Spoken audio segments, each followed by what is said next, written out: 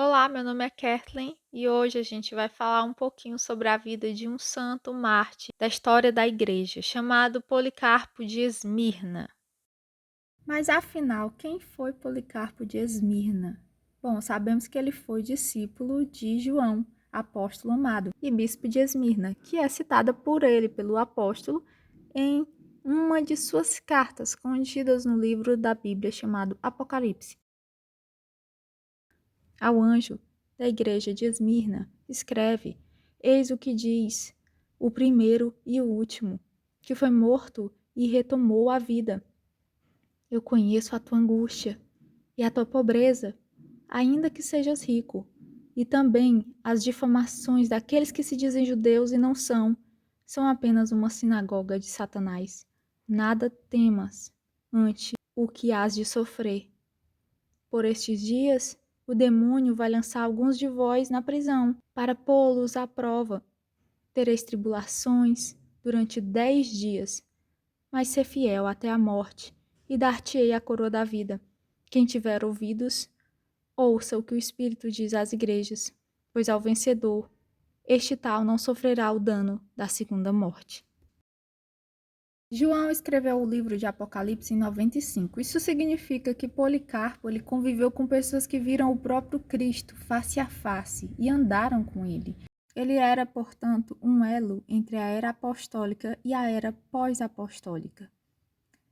As fontes de que dispomos sobre sua vida, tanto as cartas de Santo Inácio, nas quais ele falou sobre o episcopado e deu grandes conselhos a São Policarpo, antes de partir para Roma, onde seria lançado às feras e martirizado, quanto à própria epístola de Policarpo aos Filipenses e as diversas passagens e menções feitas por Santo Irineu, são de grande valor para a igreja. Todavia, esse vídeo vai focar mais na carta que relata o seu martírio.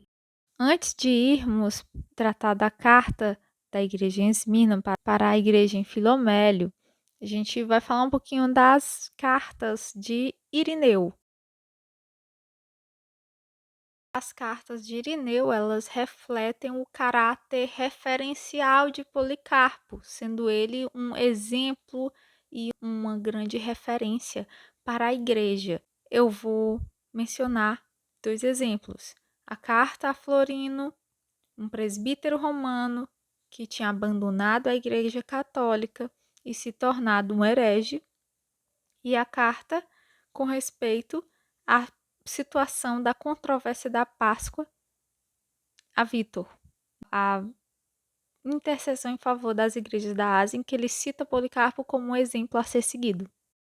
Essas opiniões, Florino, se eu desejar falar em termos brandos, não são da sã doutrina, não são tais opiniões de acordo com a igreja, envolvem seus devotos na maior impiedade, e tais inclinações nem mesmo os hereges que estão fora dos limites da igreja nunca se aventuraram a abordar. Não foi isso que os presbíteros que nos precederam e que tinham familiaridade com os apóstolos transmitiram a você.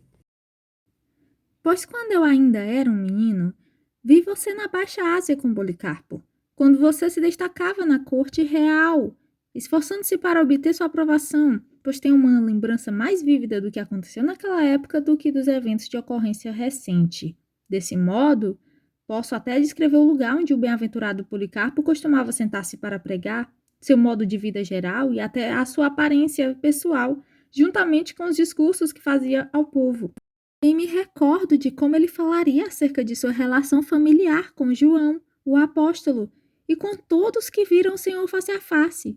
Qualquer coisa que ele tivesse ouvido acerca do Senhor, tanto com relação a seus milagres, quanto a seus ensinamentos, Policarpo, tendo assim recebido as informações das testemunhas oculares da palavra da vida, ele repassaria, todas em harmonia com as Escrituras. Essas coisas, pela misericórdia divina que estava sobre mim, eu ouvia atentamente e as guardava não no papel, mas em meu coração. E estou continuamente, pela graça de Deus, revirando essas informações com precisão na minha mente. E posso testemunhar diante de Deus que, se aquele abençoado e apostólico presbítero tivesse ouvido tal coisa, ele teria clamado e tapado os ouvidos, exclamando: Ó bom Deus, que tempo é esse? para o qual me reservastes, de modo que eu suporte tais coisas.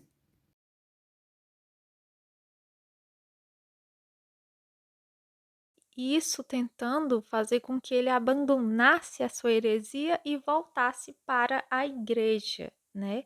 Já que eles tinham sido contemporâneos dos próprios alunos, discípulos de Policarpo. Então ele cita ele como uma referência. Mais uma vez, ele se tornando um elo. Na questão da controvérsia da Páscoa, nós temos Vítor, bispo de Roma, desejando e até chegando a atuar em favor disso, em favor dessa ação, cortar as igrejas da Ásia da comunhão da Igreja Católica, ou seja, excomungar, por conta de uma controvérsia com respeito ao dia em que deveria ser celebrada a Páscoa. A igreja celebrava no domingo da ressurreição, todavia as igrejas da Ásia elas desejavam celebrar na data 14 de Nissan, sendo qualquer que fosse o dia.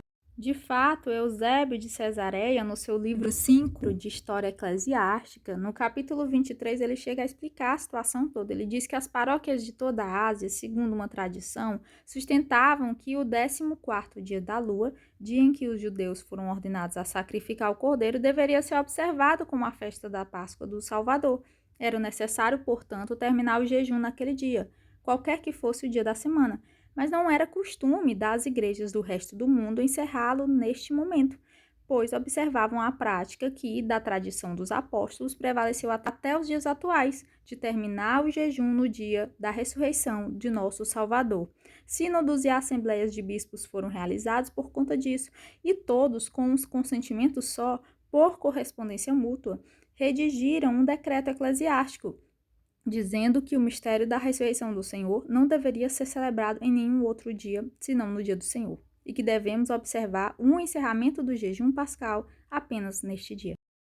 Veja que isso aqui claramente está se referindo à Quaresma, que nessa época não se chamava Quaresma. Era o período em que os cristãos faziam jejum e penitência anteriormente à Páscoa, em preparação para a Páscoa. Só que nessa época não havia uma definição de quanto tempo seria feito esse jejum e nem em que momento ela deveria ser terminado, encerrado o jejum pascal, como é dito aqui por Eusébio. E o que acontece? Victor, sendo bispo de Roma, no capítulo 24, verso 9, ele vai dizer, Eusébio, em seguida Vítor, que presidia a igreja em Roma, imediatamente tentou cortar da unidade comum as paróquias de toda a Ásia, porque eles não obedeceram aos sínodos e assembleias realizados. O que ocorre é que os outros bispos e Irineu, embora concordassem com Victor, eles acreditavam que ele estava sendo muito excessivo na sua correção das igrejas da Ásia, e Irineu acabou tomando uma atitude conciliadora nessa controvérsia inteira. E como ele fez isso? Apresentando o exemplo de Policarpo de Esmirna para o Papa Vítor. Veja o que Eusébio diz no capítulo 24, 16 a 18, acerca dessa questão e desse diálogo entre Irineu e o Papa Vítor. E quando o abençoado Policarpo estava em Roma no tempo de Aniceto, no tempo que ele era bispo de Roma, papa, e eles discordaram um pouco sobre outras coisas, eles imediatamente fizeram as pazes um com o outro, não querendo brigar sobre esse assunto, pois nem Aniceto conseguiu persuadir Policarpo a não observar aquilo que sempre observara, juntamente com João, discípulo de Nosso Senhor, e com os outros apóstolos, com os quais ele se associara, nem Policarpo conseguiu persuadir Aniceto a observá-lo, pois disse que deveria seguir os costumes dos bispos que o precederam. Mas, embora as coisas estivessem assim, eles comungaram, e Aniceto concedeu a administração da Eucaristia na igreja a Policarpo, manifestamente como um sinal de respeito. Ou seja, Aniceto permitiu que Policarpo celebrasse a missa em Roma, quando ele foi visitar a igreja. E eles se separaram em paz, tanto os que observavam como os que não observavam, mantendo a paz de toda a igreja. Assim, Irineu, que realmente era bem conhecido, tornou-se um pacificador nesse assunto, exortando e negociando dessa maneira em nome da paz das igrejas.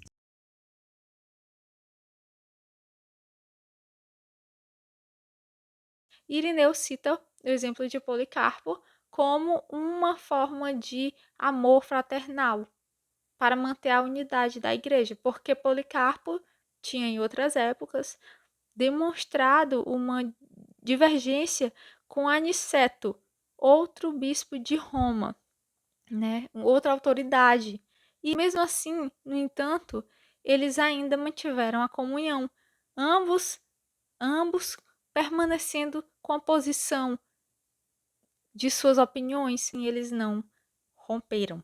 Então, a gente vê mais uma vez o caráter referencial de Policarpo, a influência que ele sempre teve na igreja, quando ele é citado por Irineu em uma controvérsia para decidir uma questão de tamanha importância. Era impossível que se mantivesse escondido por muito tempo. O procônsul e os pagãos o desejavam morto há dias e o procuravam avidamente para matá-lo. Policarpo, porém, orava, e enquanto rezava ele caiu em transe em uma visão que teve 3 dias antes de sua prisão. Ele viu seu travesseiro queimando em chamas.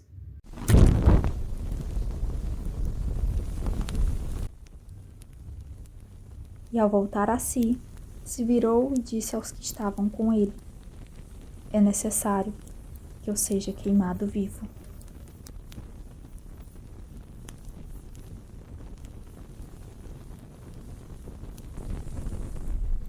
Quando seus perseguidores finalmente chegaram ao seu refúgio, após torturar um jovem escravo que entregou o lugar de seu paradeiro, encontraram Policarpo na cama em um quarto na parte superior de uma cabana. E embora ele pudesse ter partido dali para outro lugar e fugido, não quis, dizendo que seja feita a vontade de Deus. Ele desceu e conversou com eles, deixando todos impressionados com sua idade e calma. Eles ficaram imaginando como poderia haver tanta ansiedade pela prisão de um homem como aquele. Imediatamente deu ordens para que uma mesa fosse posta e eles pudessem comer e beber tanto quanto quisessem. Depois os persuadiu a conceder-lhe 1 hora para que pudesse orar sem ser incomodado. Com o consentimento deles, se levantou e orou, estando tão cheio da graça de Deus que por 2 horas não se calou. Aqueles que o ouviram ficaram maravilhados e muitos deles se arrependeram de terem vindo prender um homem idoso e tão santo. Policarpo foi recebido por Herodes, o capitão da polícia, e seu pai, Nicetas, que também o levaram para a carruagem e tentaram convencê-lo, sentando-se ao seu lado e dizendo: ora, que mal há em dizer César é o Senhor, e oferecer-lhe incenso, e assim se salvar da morte? Mas ele, a princípio, não lhes deu resposta. Quando, no entanto, eles persistiram, ele disse: não vou fazer o que vocês me aconselham. Não conseguindo convencê-lo, eles o ameaçaram e o fizeram descer da carruagem com tanta velocidade e violência que ele feriu a canela. Sem sequer se virar, no entanto, seguiu seu caminho prontamente e com rapidez, como se nada tivesse acontecido. Quando Policarpo entrou no estádio, uma voz veio do céu dizendo: seja forte, Policarpo, e haja como homem. O tumulto lá dentro do estádio era enorme, e quando ele foi levado ao procônsul, este olhou para ele e disse: considera a tua idade. Jura pelo gênio de César. Arrependa-te e diga: fora com os ateus. Faça o juramento, e eu te libertarei. Amaldiçoa o Cristo. E Policarpo replicou: 86 anos tenho sido seu servo, e ele nunca me fez nenhum mal. Como posso blasfemar contra meu rei que me salvou? Mas o procônsul não desistia. Tenho feras aqui e te lançarei a elas, a menos que te arrependas. Mas ele respondeu: pode chamá-las, pois o arrependimento do melhor para o pior é uma mudança que não nos é permitida. Mas somente é nobre mudar da falsidade para a justiça.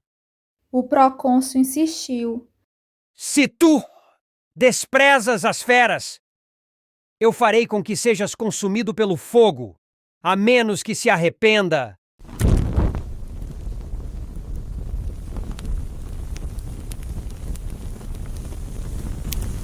Policarpo respondeu: tu ameaças com o fogo que arde apenas por um tempo e logo depois se apaga, porque você não conhece o fogo do julgamento futuro e do castigo eterno, que é reservado para os ímpios.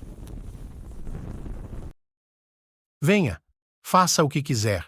Procônsul, surpreso, enviou seu arauto para proclamar 3 vezes no meio do povo, no estádio: Policarpo se declarou cristão! Policarpo se declarou cristão! Policarpo se declarou cristão! Ao ouvir o arauto, a multidão ficou enfurecida e clamou com grande ira incontrolável: Este é o mestre da Ásia, o padre dos cristãos, aquele que extirpa os nossos deuses, que ensina a numerosa massa a não sacrificar nem a adorar. Então eles gritaram alto e pediram ao asiarca Filipe que soltasse o leão sobre Policarpo para devorá-lo.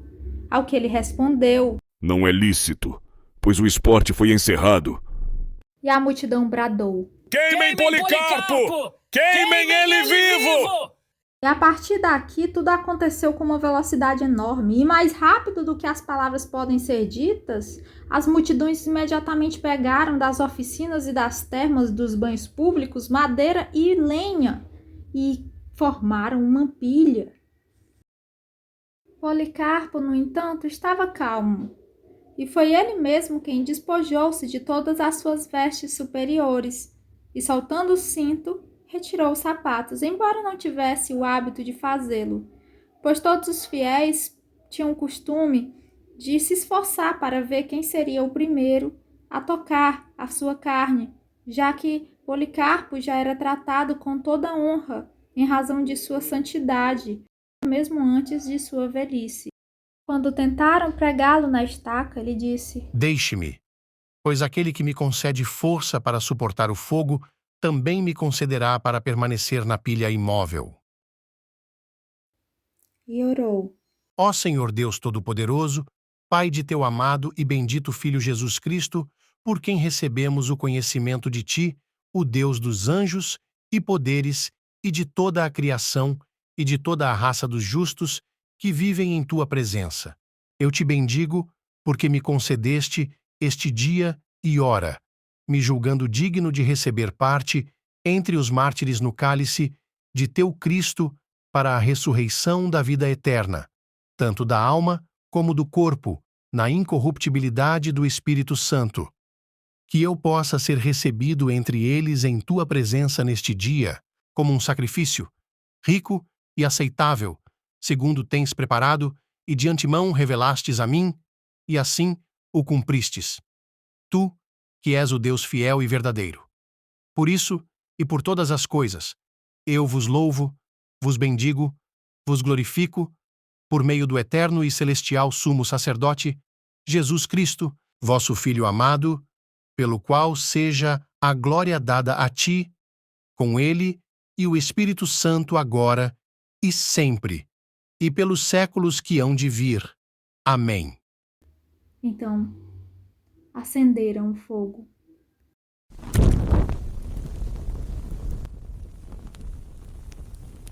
E na mesma hora, uma poderosa chama, brilhante, foi vista por nós, a quem foi concedido ver, de maneira que vislumbramos uma maravilha. Sim, e por isso nós fomos preservados, para que pudéssemos contar ao restante o que aconteceu.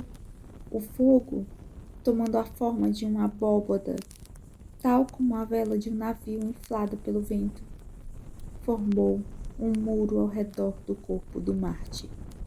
E o que estava ali, no meio, não era como uma carne que se queima, mas como um pão sendo preparado no forno, ou como ouro e prata sendo refinados na fornalha. Pois percebemos um aroma tão perfumado no ar que foi como se espalhassem o cheiro de incenso ou de alguma outra especiaria preciosa no estádio. E assim, por fim, os homens ímpios, vendo que seu corpo não podia ser consumido pelo fogo, ordenaram que um carrasco fosse até ele e o esfaqueasse com um punhal. Quando ele fez isso, surgiu uma pomba voando e tal quantidade de sangue saiu dele que o fogo apagou. Toda a multidão ficou admirada por haver uma diferença tão grande entre os incrédulos e os escolhidos de Deus. É isso, gente. Eu espero que essa contextualização que eu fiz tenha sido útil para você compreender a importância desse grande mártir da igreja primitiva e que ela sirva para que você possa entender melhor e buscar conhecer a história da igreja por si mesmo.